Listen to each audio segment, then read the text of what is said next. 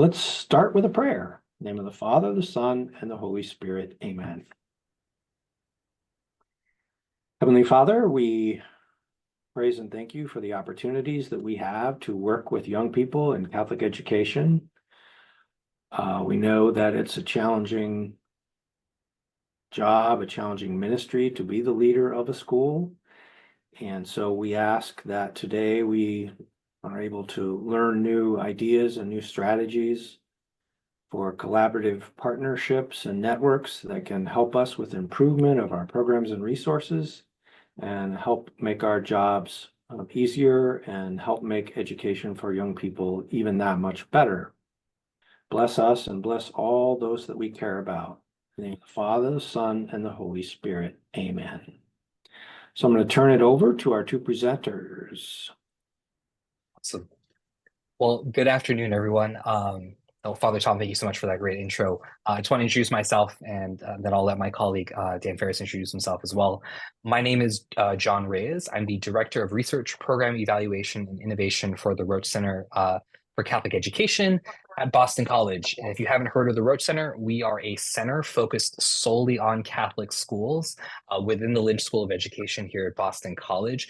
And our mission is to support equity and excellence in Catholic schools locally, nationally, and globally. So I'll turn it over to my colleague Dan to introduce himself as well. Thank you. Thank you, John, and welcome to all of you this afternoon. My name is Dan Ferris. I'm Program Director for the Board Development Institute and also the Executive Leadership Academy at the Roche Center. And those of you who are new principals, and I understand we have new principals on our webinar this afternoon, I just really want to congratulate you and give you best wishes and our prayers for your success this year and taking on the mantle of Catholic education. No small matter, and really appreciate your commitment and dedication to Catholic education. Let's start with a why. Why networks, partnerships, collaborations within schools, across schools, outside schools. Networks build the capacity of our Catholic schools. They could build our capacity as Catholic school leaders. They build the capacity of our building educators. They build the capacities of those who support our schools, our school boards, our donors, our friends, all those who support Catholic education. So let's take a couple examples here. A Catholic school, after 10 years of doing STEAM education, the principal decides, let's look at what's new out there. We've been doing this a while. It's still very attractive in drawing students to our school. Parents love it, but it's looking a little old at this point. So she goes to a local Catholic university, contacts the chair of the biology department, also the chair of the engineering department, engages them in revamping the school's STEAM program. They help with its design, they help with its implementation. The school benefits, it's really exciting. It's like brand new all over again. And the university benefits too. The university professors raise the profile of the university in the local community, and they also have a requirement to be out in their community and contributing to the community. So it's a great partnership. And it goes on for a number of years and continues that way with this new program. Another example, Catholic elementary school, Catholic high school enter into a partnership around enrollment. They share a similar demographic. By doing so, they're able to align their curriculum. They're able to share resources, including spaces and facilities. They share the same families, and it's a win-win for both of them. Third example, an elementary school principal has been hearing for years from her second grade teacher how much she values literacy and literacy instruction, both theory and practice. And so she contacts one of her local Catholic schools, nearby Catholic school. She finds out that the principal there also has a teacher, early childhood teacher, deeply invested in literacy strategies. She gets the two together. Within time, they develop a PLC across not 2 schools, but 5 schools. Networks, partnerships, collaborations, they build our capacity. They help us draw upon the rich gifts and talents found in the body of Christ, found in our Catholic schools. They reinforce the solidarity of those who are engaged in this wonderful ministry and mission of Catholic education. And they extend that solidarity beyond the school to those who only touch Catholic education through their gifts, through their time, through their expertise that they give to it. John, give us a definition.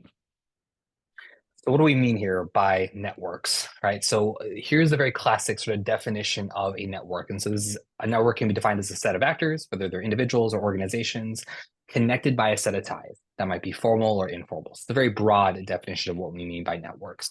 What this means, right, by its breadth or allows for, is the fact that we typically in a Catholic school have networks within a school. So we'll talk about sort of different examples of networks within school later on, but networks can also exist across schools, right? And what's key here is that the language of the National Standards and Benchmarks for Effective Catholic Schools talks about this idea of networks being instrumental to achieving Catholic school excellence, right? So this dovetails really nicely with what Dan shared about this idea of the need for a sense of solidarity as we go about the work of leading Catholic schools, as we go about the work of really kingdom building through the work of Catholic schools, through the evangelizing educating mission of Catholic schools, that networks within and across schools help foster that human capacity and that maximizing of the gifts and talents that we bring to this work for the benefit of the viability and sustainability of Catholic schools.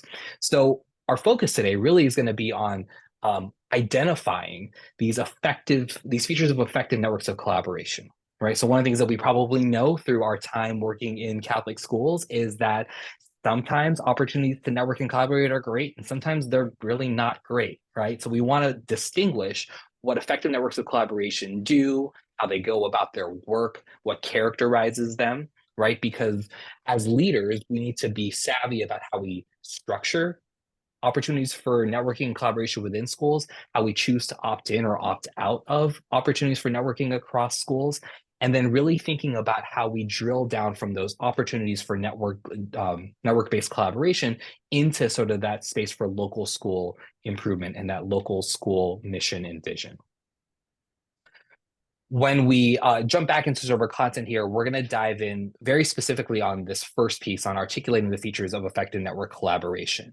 But before we do that, we want to kind of prime the pump for the later half of our time together. So we'll spend a good chunk of time at the back half of our allotted time to engage you in an open Q&A, right? So as new or aspiring Catholic school leaders, we want to have you ask, like, what are the questions that you have about supporting networks of collaboration within your school, right? So within the course of a school year and with the diversity of things that we do in Catholic schools, there's a lot of opportunities for individuals, for constituents to collaborate.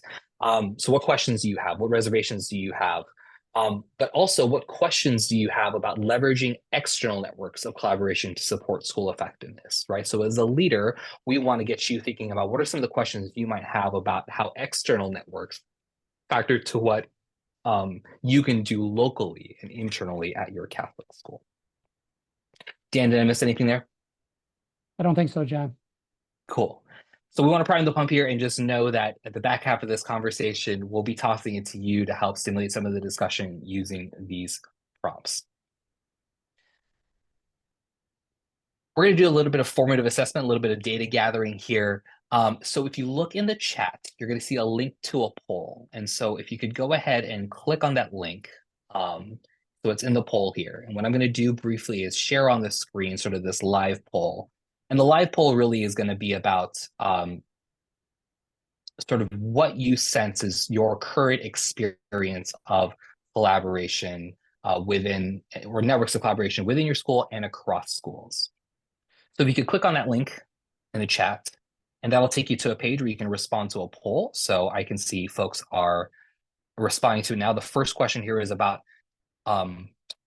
whether you believe your school, or if you're at the system level, if you're at a diocese, your system, if it has purposeful or effective structures for collaboration and problem solving. So I'll give you a moment to respond to that right now.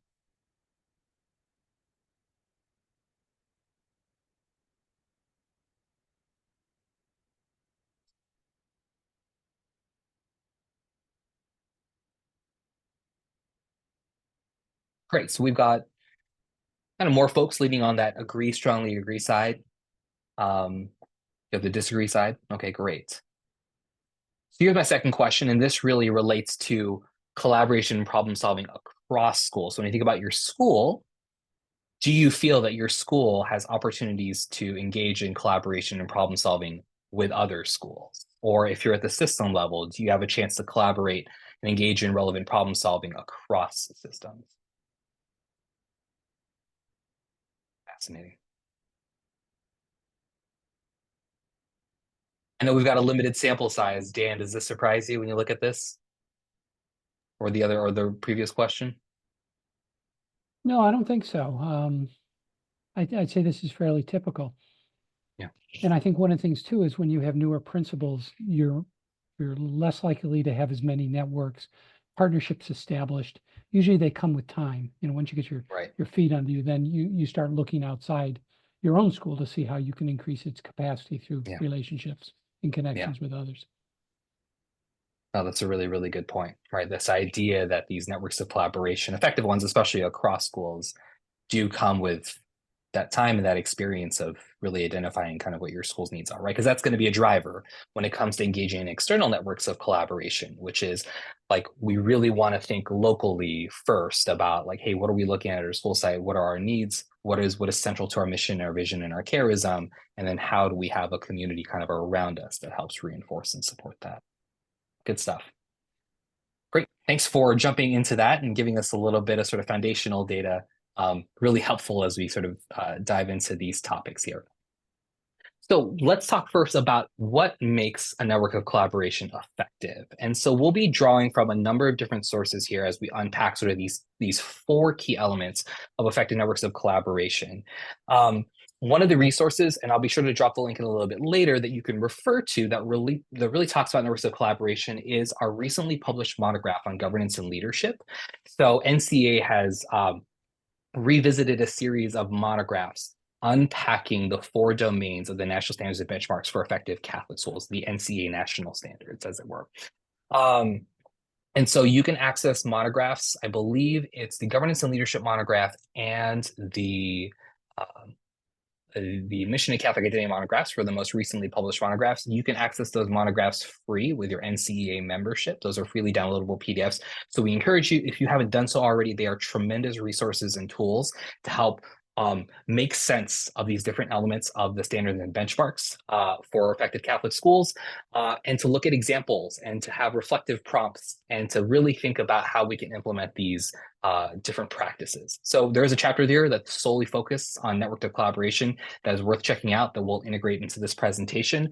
Another element that we'll be drawing from as we talk through these elements of effective networks is the broader sort of body of research on networks of collaboration in education in general. So that's public, non-public, right?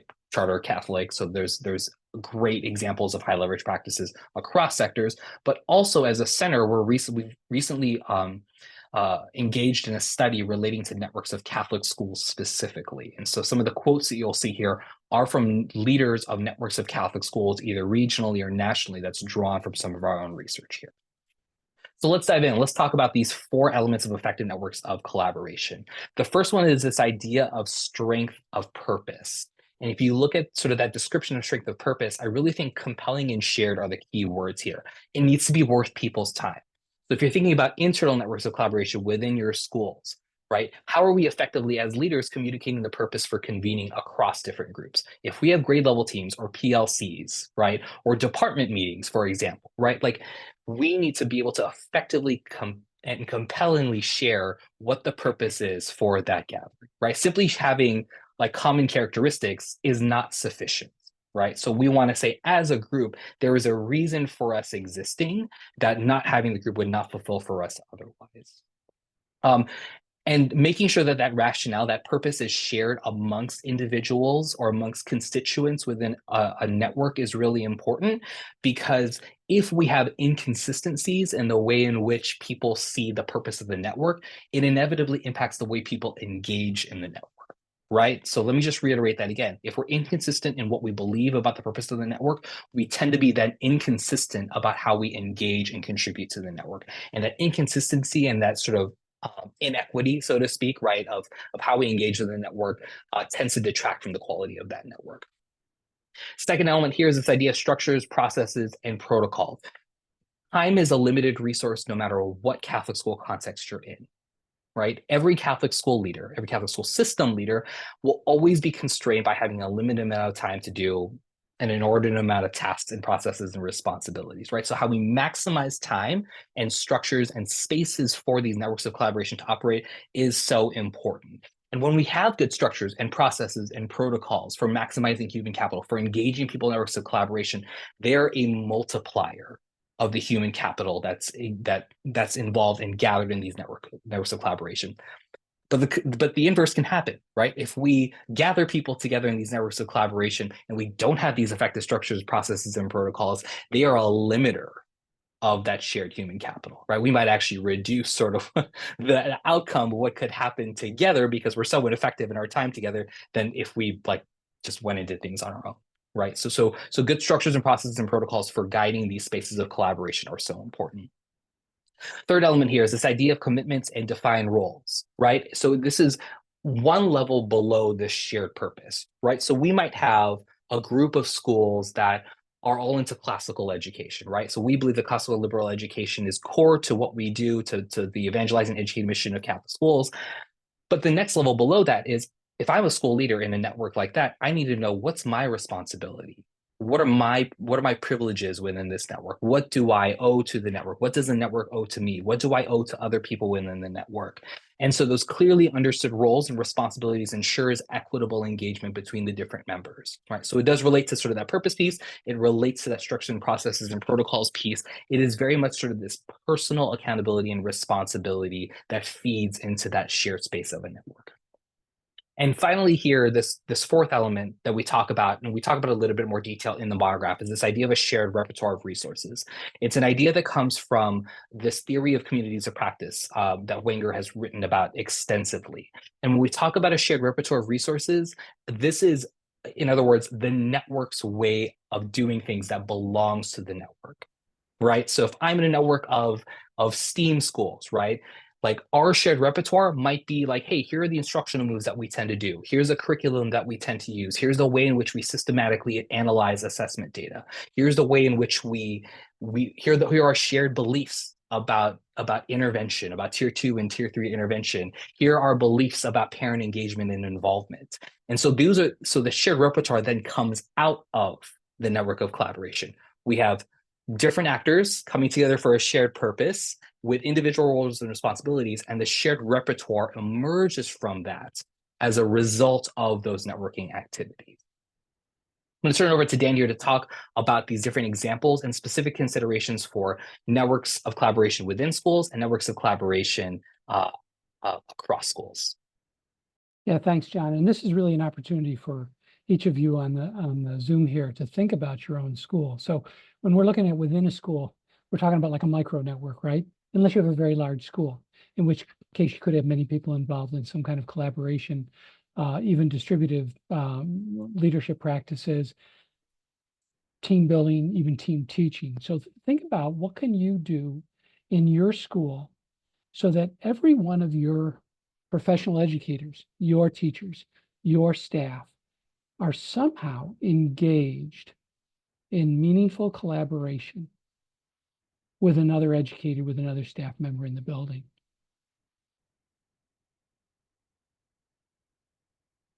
And then think too, a little bit beyond the confines of the building, but many of your schools may be you may have a parish.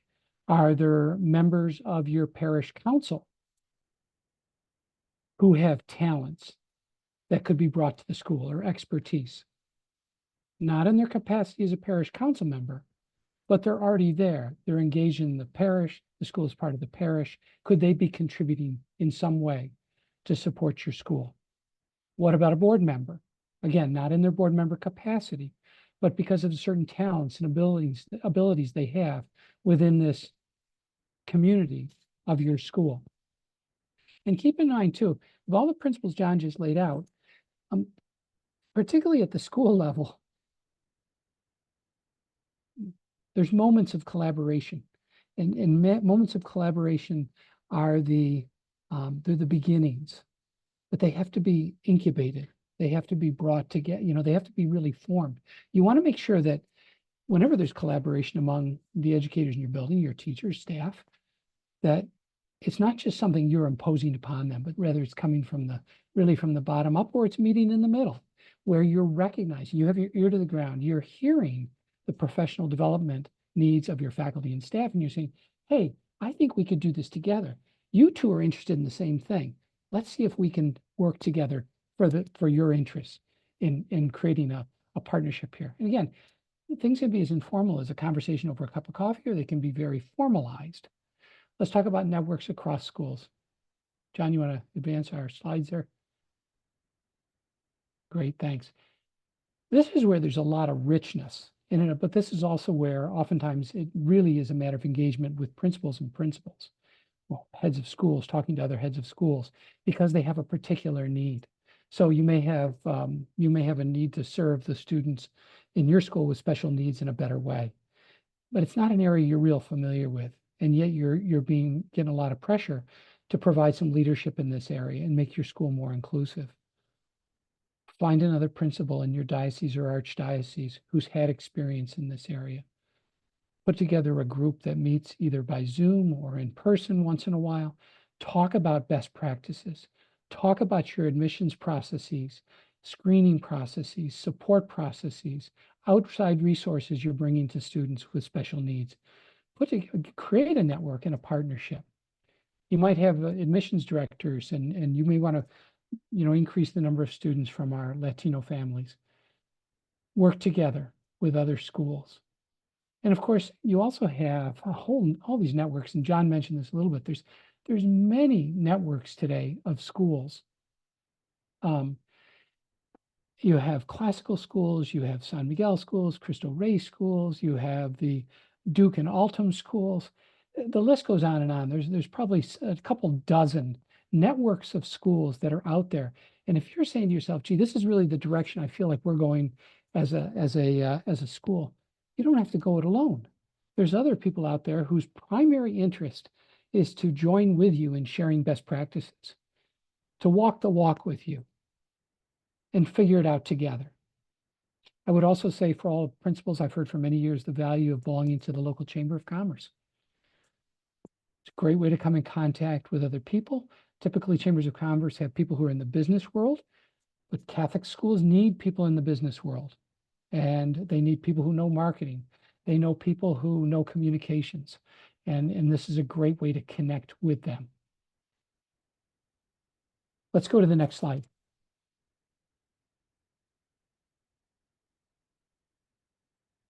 Think about, as you're going out there and you think this is great, I'd like some partnership, I'd like some collaboration. You can be very intentional about it. You can also just let it happen with an openness. And I think the trick, my own experience, the trick with this is not so much to say, I've got a need and I've got to go find somebody who's going to solve my need. What I would say is, I've got something that I'm really excited about. I'm really enthusiastic about supporting the students in my school who have special needs. I think I've got a little bit to bring to the table. I'm going to find others who can come to the table with me. And I'd say that is no matter whatever the interest you have and why you would want to increase the capacity of your school, go out there with the excitement of, hey, the enthusiasm. I want to do something. I want to make something happen. And then see what you can discover. And then you move to the process of really deciding, is this something that can be formalized?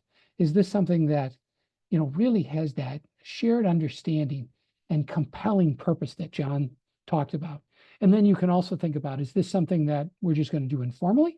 Or are we going to sit down and go, as I've had to, done in creating some partnerships, you create a memo of understanding. So everyone's role and responsibility is very clear. You know exactly what everybody's, in for. And that's helpful too. Having, indefinite times or very structured times. You got to just get yourself out there and make it happen. And that's what I would encourage you to today. Look for the weaknesses in your school. Look for the areas that you also want to strengthen. Find others in Catholic education and outside Catholic education who can support you in fulfilling that mission. We didn't talk about colleges, but I think I missed that on the previous slide, but I've never found a richer source of great partnerships than with your local Catholic college or university. You might need teachers. They could be a source of teachers. You might need professional development in a particular area. They're going to have experts in their education department or in other departments who have the expertise you're looking for. Yeah, I could go on and on. Look at what's going on in your Catholic colleges and universities. They're also interested in working with you. With one college that I worked with some of our schools, they wanted to run a service program for their students, and they wanted their students to come into Catholic schools, K to 8, P to 8 schools, and work with those schools and provide for whatever they need, whether it was running a chess club, whether it was doing tutoring, whether it was running other kinds of events. Some of them even did things like drama and so on. But the college was very much interested in that, so much so they ended up creating a scholarship program for the students in these schools. And it was a way that they could see that somewhere down the line, hopefully they would attract students to their college. So never overlook your local college and university. Go talk to whomever you know there and ask them for other connections for whomever you think might be valuable.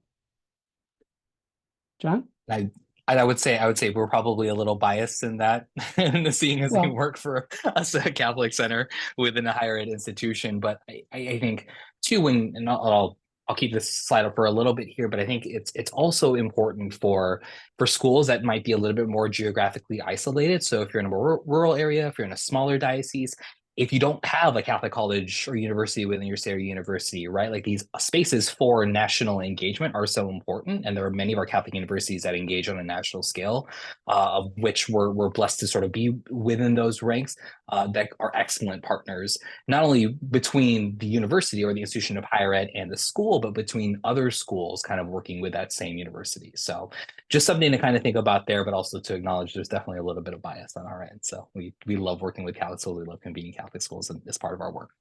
So let's take a moment here. I want to pause, right? So we talked briefly about sort of these 4 elements of effective networks of collaboration. We unpacked some examples and considerations of in-school and sort of across school networks of collaboration. So I'd like for you to kind of pause and think about this and maybe think and write. We'll take about 2 minutes to do this. First, what's an example of an effective network of collaboration you've seen as an educator? So like, what's something where you're like, hey, like this was a good network. What made it effective? Take a moment to think and write about that. And then conversely, can you come up with a non-example, sort of an example of an ineffective network of collaboration and what made it ineffective? I want you to kind of pause and think about that. We'll take 2 minutes, give you a moment to think and write, and then we will proceed.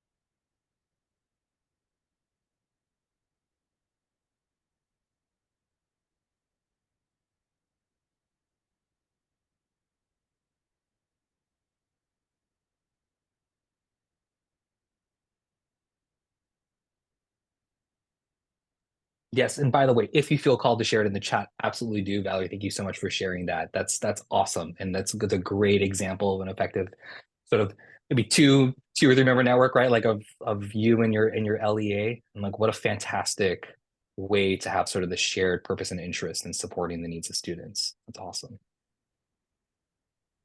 I know that relationships with LEAs can be dicey or difficult or be obfuscated, so it's good to see a positive example there. As you shared in your non-example. There you go. Take about 30 more seconds.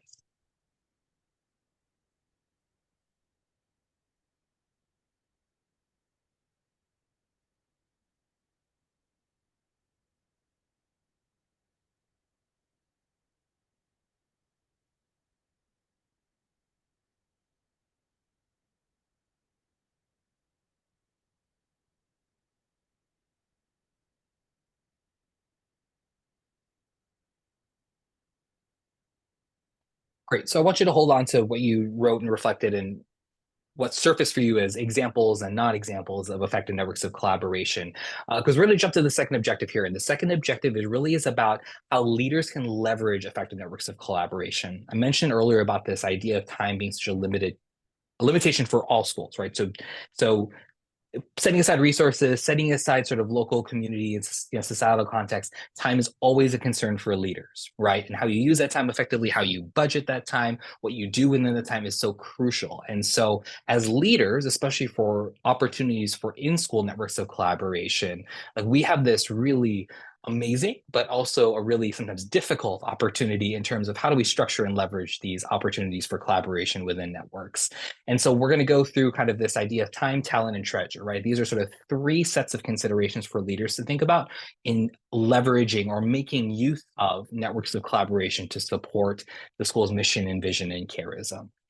And this is found on page 93 to 95 of the monograph, so you can kind of check that out. And there's some more examples and I think details kind of written out here. So first one is this idea of time. So as a leader, we want to think and reflect critically on what do leaders do to effectively use time to support networks of collaboration, right?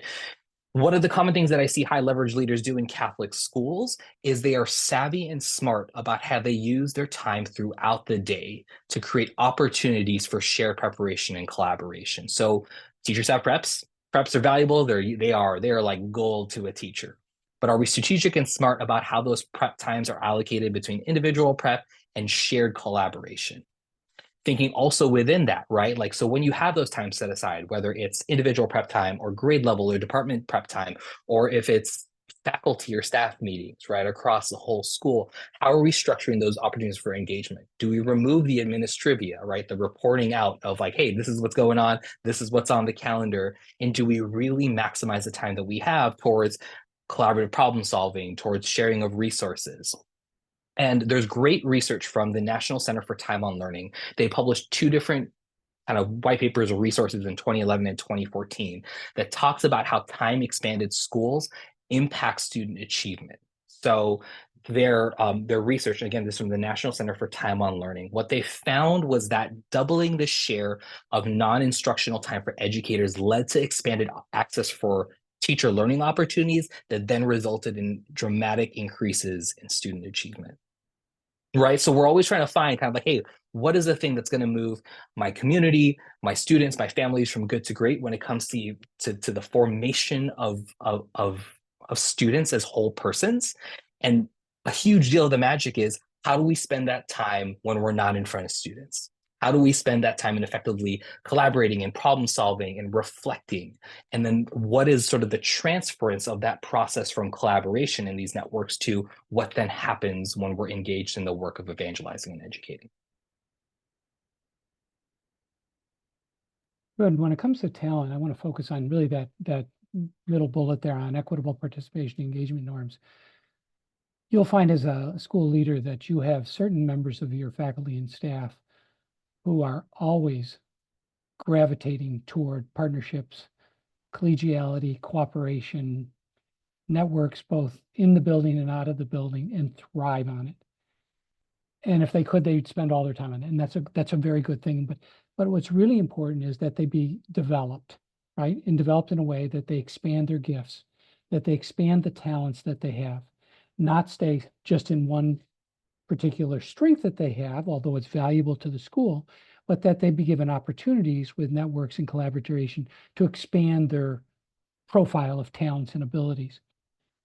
On the other hand, you're always going to have a couple members of your faculty, if not several, who are just happy to stay in their classroom and kind of keep to themselves. And that's where they need a little bit of a nudge to get involved with others. Now, of course, building on their strengths, building on their interests, building on where they're naturally inclined is a great door to opening or connecting them with others who share a similar interest. And that, I think, is really sort of where, as the building leader, you're almost like the conductor of a symphony, right?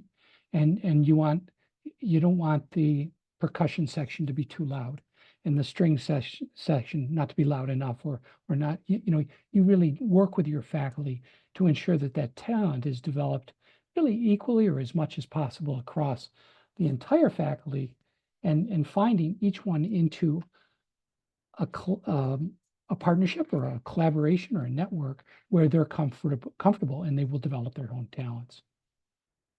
Part of that goes to that third bullet point, though, have clear and meaningful goals. This third piece related to treasure is about, how do leaders strategically invest to leverage effective networks of collaboration? And there are a couple of ideas here in terms of like the money question, right? Of how do we make these networks of collaboration happen? But I want to kind of flip this on its head, and this is a little bit of kind of the spirit kind of leading as it will.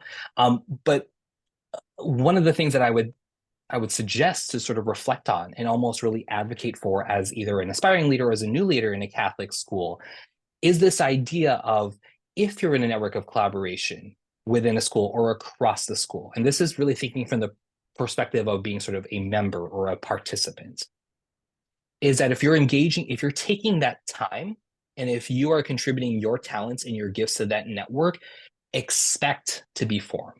You should make it an expectation of the people or the entities that are convening that you yourself are being formed. Now let's flip that a little bit, right? So within a school, if you have networks of collaboration within your school, and as the building leader, part of your goal is just to orchestrate these opportunities for networking and collaborating across constituents within a school. You have to, the challenge is like, as a convener, like we need to meet that responsibility that the people are being formed, that they're being fed, that they're being nourished in these spaces of collaboration.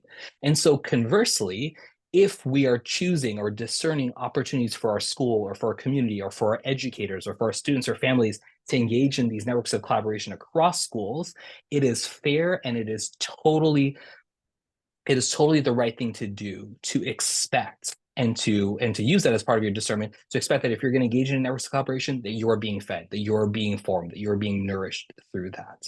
So that's just something to kind of think about as you reflect on of the many opportunities there might be in terms of collaboration, the many entities that might be convening networks, by convening schools, might be convening individuals, is that we want to discern and make sure that like people are being fed, that people are being nourished, that people are being formed as a result of these spaces of collaboration. So that's sort of the content piece. We'll use our last portion of our time here for the Q&A. Dan, any kind of additional context you want to give before we jump into the Q&A? No, I don't, but I, as Father Tom, as the moderator, you've been silent throughout this, but, I think, you shared two examples of network interest that were, presented to you. I thought those were just worth even just sharing. You want to talk about the, Yeah, you're talking about like the campus ministers and campus ministers, yeah, wanting to so network? high school campus ministers reached out to us at NCEA, asking if we could help them form a national network so that they could, basically it'll be a professional learning network where they'll be able to exchange ideas. They'd like to develop a job description, best practice job description, orientation, onboarding for campus ministers, things like that. And then we also had directors of regional school systems. So you have Catholic school systems, archdiocesan systems, but within dioceses now, you're having smaller school systems formed called regional systems with separate presidents and separate boards. And so they've come to us, since they're still relatively new and still finding their way, they've come to us asking for help with that. So yeah, some great examples of collaboration and networking. And I think you also mentioned single-sex Catholic schools. Again, another possibility for a network. So let's go back to our questions. Can we open this up or? Yep. So I just placed in the chat. So if you have questions, if you want to paste in the chat, or you can unmute and kind of pose your question, that'd be great. Dan, I will say, I'll throw a question to you as we sort of get started thinking about these questions. And like, what are your thoughts in terms of boards, right? So we have quite a few Catholic schools around the nation that have boards. Some of them are consultative, some of them are advisory, some of them have specified or limited jurisdiction. And what do you think is sort of the overlap here or consideration between sort of boards and networks? Yeah, it's a great question, John, especially because so many boards, I mean, some boards are just phenomenal and they're doing a great job leading their schools, and others are not well formed, or they're not really on, they're maybe not on mission, or they're just, they're kind of floundering for one reason or another. And I think The more boards can be networked, which is not a common idea, the more board members can get together, either at the archdiocesan, diocesan level, or through, through a university program like the Roche Center has with Board Development Institute, and get board members together to talk about the nature of Catholic boards, how to conduct a good board meeting, what are the roles and responsibilities, what does the board do when fill in the blank. I think there's a great need for networking among both board members within a board, but also between boards. Most of us have the experience only of the board we sit on. And unfortunately, that's a very limited, a very narrowing view, when in fact, it would be great if we could sit in on 5 boards or participate in a network of boards together.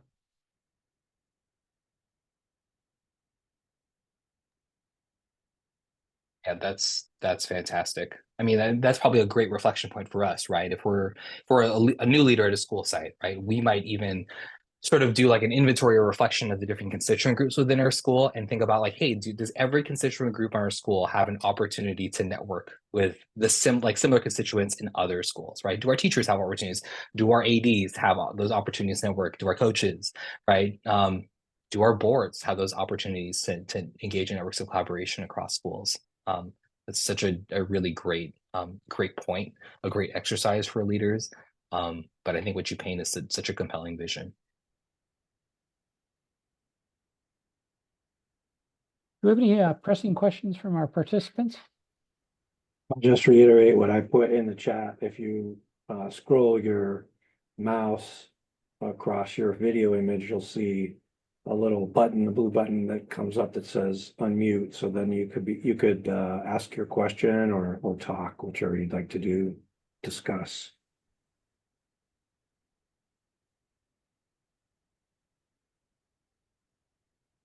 One other thing I was thinking about was I taught at Creighton University for a long time in teacher preparation. And we, sometimes schools wouldn't be willing to host student teachers, and other times they would.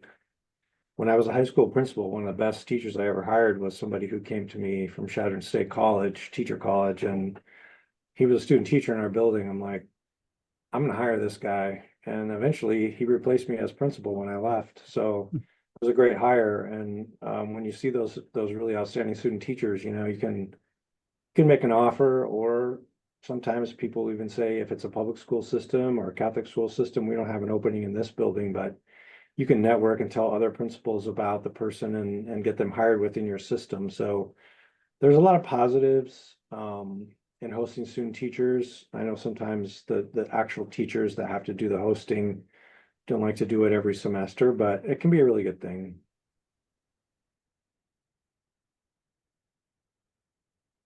All the time, what I like about that is like networks of collaboration, especially across schools, are such a great way for Catholic school leaders to kind of combat the myopia of like, hey, like there's just a certain way we do things here, and that's the only way, right? Like if we're open to these opportunities to engage with other constituents or other partners within and across their schools or within or across our community, it avoids that kind of myopic, like, hey, this is our school, this is the way that we do it.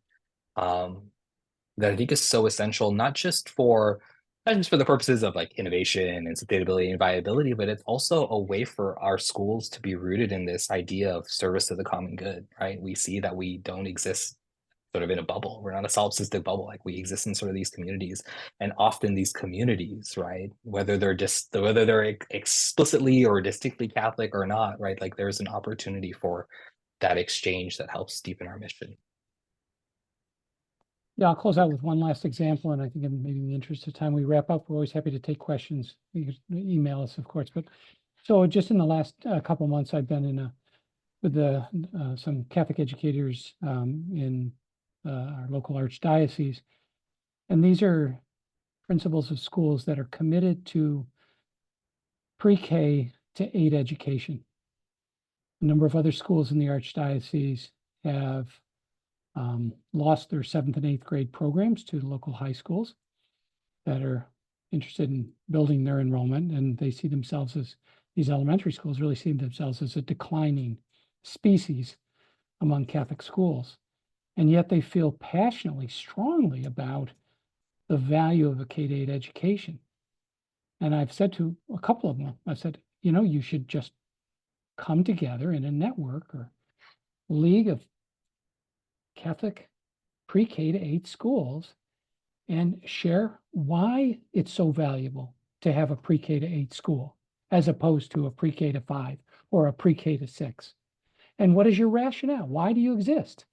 Why do you want to continue to exist? What do you tell your parents who say, "No, we really weren't going to pull our daughter out at, after 6th grade"? How do you counter that? And together, collaboratively, I think you'd arrive at the right answers, and I think you'd mount a very strong defense for what you're trying to do, and a great rationale for the almost the timeless value of the American Catholic K-8 school. Laura and Tony, Laura Howes and Tony West, would it be okay if I unmuted you and just asked you to share, like, what are you thinking? What's your reaction? Something like that. So start with you, Tony. You're nodding your head yes. So Hello, and hello to Lauren. Oh my gosh, good to see you. So did you know each other? Yes, we served on a accreditation team together. It's good to see you, Tony. Thank you. I don't have that many questions. I think I joined in. My president is really good at networking and collaborating and putting us in spaces where we learn and we grow. I think I was interested in this because I wanted to know a little bit more of the why. So why do you do these things? How is it connected? Where is she getting, ideas from, so I could have a little bit more clarity? Because of course, when the school starts and you start sprinting, you don't always get to ask that additional question on, so why exactly are we reaching out to this person, or why are you doing this in this way? And having this person come in, like, I don't understand the connection there, where I do understand, like, of course, why she had me do an accreditation, how that works, and that networking, why I'm going to convocation, and what's going on. And we do partner with a lot of schools locally. I was going to do a little humble brag, but when you wrote down what's a really good one that happened, during COVID, the BSU clubs at all of the high schools, Catholic high schools, did a shared Zoom, and collaborated, shared space for all the schools to share something during that time and what it looked like, but it was so effective. And unfortunately, it was easier during Zoom, and they dream about, ooh, how can we keep this going? So then it turns ineffective when life happens, everything's opened up, and then everybody starts sprinting different places. So trying to create something for longevity, and you all touched on that too. I think it's the strong having processes, a structure in place before it even gets to moving at 100%, like getting it structured so somebody the following year can go back to, here's how this was set up. This is the time that it needed to be set up. And you have a core group of people that are committed to move it forward. But I definitely enjoy, I have tons of notes, but you really did answer a lot of the why questions and thinking outside of the box, and especially for those teachers that want to stay in their classroom and don't want to so much. I call it the fear of success. Like, ooh, if I do something outside, they'll ask more of me. So they keep in. So even touching on that was greatly appreciated. So thank you. Thank you for sharing that, Tony. thanks, Tony. Laura, would you like to share comments, what you're thinking about, your reactions? Sure. I joined this just we've had a lot of turnover here at our high school, and we're the only Catholic high school within about a 30 to 40-mile radius. So we kind of are on our own in a lot of respects. And our administration team has done a lot of turnover. So I was more just joining in. I'm a vice principal, but I was joining in just to kind of soak in knowledge, if that makes sense. We are becoming a professional learning community, literally dipping our big toe right now as we speak. And our teachers are phenomenal and have been through a lot. So I just enjoyed kind of hearing what you all had to say. I definitely am interested in the monographs and looking on that. We're finishing up we just had our self-study year last year for our accreditation, and I spearheaded that, and we'll be going through the visit here in just a couple of months. But a lot of information came through that, and I think we have a great foundation to build on. And Tony, you mentioned something about, kind of having that structure in place, and I think that's what's important with our school is having that network so that if somebody does leave, it doesn't just fall and start all over again. And that's kind of what I feel like we've been doing. So I'm trying to hopefully build up something with our teams that, hey, it's not dependent on one particular person or one viewpoint. We're all in this together, that collaboration. So that was kind of why I was joining here and just taking notes and soaking it all in. But thanks for being with us. Yeah, appreciate that sharing too. Yeah, and you're really like an island if there's no other Catholic high schools around, so the accreditation, being out on an accreditation team or something is really going to be helpful, but you really need other peers to be connecting with. Yes, and we're starting to work on that a little bit. Hopefully come talk to me in a year or two and we'll see where we're at. Well, but so the advantage you have there is just that if you're the only Catholic high school in a particular area, you're not competing with the next high school over, like the one, 5 miles away. Correct. Which in a lot of ways makes collaboration much easier. It's sometimes hard to collaborate, share ideas, best practices, strategies, and things when you're also in competition for students. Well, and I'm really hoping that our feeder schools in the diocese, that we can start truly fostering a collaboration with them because they want it. And if we can build, just the strength within our diocese and have that network grow, I think that would be a game changer for us. So what you were talking about, external and I took that to be out of our high school and building on that was fantastic. It just kind of supported it reinforced and reminded me that I should probably look into doing that a bit more. Yeah. And just, the principle you want to keep in mind is make sure it's mutually beneficial. Yes, absolutely. That's really the key, Mm-hmm. As soon as one side feels that the other side is somehow has an advantage, it doesn't work. Thank you.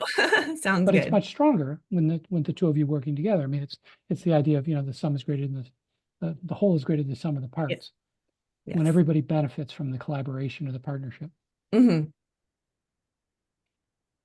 We've been using the school as kind of the point of reference here, right? We've been talking about sort of how networks collaboration really supports sort of school effectiveness and sort of mission of students. And I think for new and aspiring principals in particular, right, I think there's a sense of where using networks of collaboration to create a sense of solidarity is just so critical for like the emotional health and well-being of Catholic school leaders. Like, because it's a difficult job. Like it would be disingenuous for me to say otherwise, right? And I think having worked with Catholic school leaders, especially early Catholic school leaders, just a sense of solidarity in the mission and the challenges, having that space and that companionship and accompaniment that I think effective networks can do is so critical to success, to fulfillment, to persistence in that role of Catholic school leadership, because it can often be a really, really tiring and I think it's a difficult, spot to be in for sure. All right. Thanks, everybody, for joining us. It's been good being with Thank you. you, Father. Thanks to Stephen and John for presenting. This webinar will be available probably later tomorrow, but definitely by the start of next week on our NCA.org professional development. If you just go to NCA.org and click on PD icon up at the top, you'll see it as an on-demand webinar, and look for the NCEA weekly email that comes on Fridays.